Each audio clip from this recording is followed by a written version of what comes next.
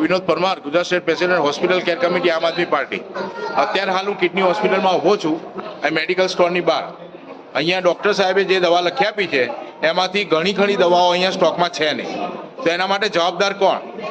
અહીંયા એવું કહેવામાં આવે છે કે આ દવાઓ છે નહીં અમારી પાસે, મહિના પછી આવો કે 2 મહિના પછી આવો. હું એમ કહેવા માગું છું કે અમુક દવાઓ મારી પોતાની જ ચાલે છે, મારી પોતાની જ દવા અહીંયા ચાલે છે, બીપીની ને ડાયાબિટીસની અહીંથી દવા લઉં છું, પણ અમુક દવાઓ મળતી નથી. વારે કહેવા છતાં એવું લોકો એવું કે અમારી પાસે સ્ટોક નથી. તો સ્ટોક આવે છે ક્યાંથી? સરકારને બી શરમ આવી જોઈએ. અહીંયા ગરીબ માણસો લાઈનમાં ઊભા રહેતા હોય છે. સવારે તમે આવો તો સવારે અહીંયા જોરદાર લાઈન હોય છે. ગરીબ માણસો આવીને બિચારા બહારગામથી આવતા હોય, અહીંયાથી પાછા જતા હોય છે દવા વગર. તો એના ખીચાના પૈસા જો ખર્ચવા હોય તો સરકારે ટેક્સ લેવાનો બંધ કરવો જોઈએ અને પ્રાઇવેટ એવું નામ આપી દેવું જોઈએ કે ભાઈ હોસ્પિટલો પ્રાઇવેટ છે, મેડિકલ સ્ટોરો બી પ્રાઇવેટ છે, એવું નામ આપી દેવું જોઈએ. આ નહીં ચલાવી લેવાય.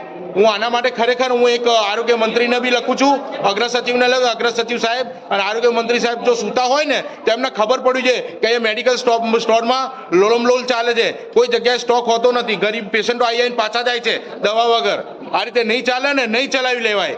હું આમ આદમી પાર્ટી તરફથી હું એક લેટર લખવાનો છું અને એમાં હું બધું મહેનત હું A to Z જેટલી પણ દવાઓ નથી એ સ્ટોક અહીંયા જોઈએ.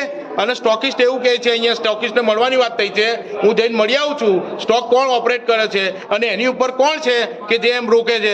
જેમ તમે ટેન્ડરમાં જેમ લાયા છો અને દવામાં જેમ લાયા છો. શરમ આવી જોઈએ, શરમ કરો. તમે લોકોના ટેક્સના પૈસા વેડફો છો તમારા તાઇફાઓમાં, તો એના કરતાં દવાઓ પ્રોવાઈડ કરો ને તો કોઈ દર્દીને દવા મળે.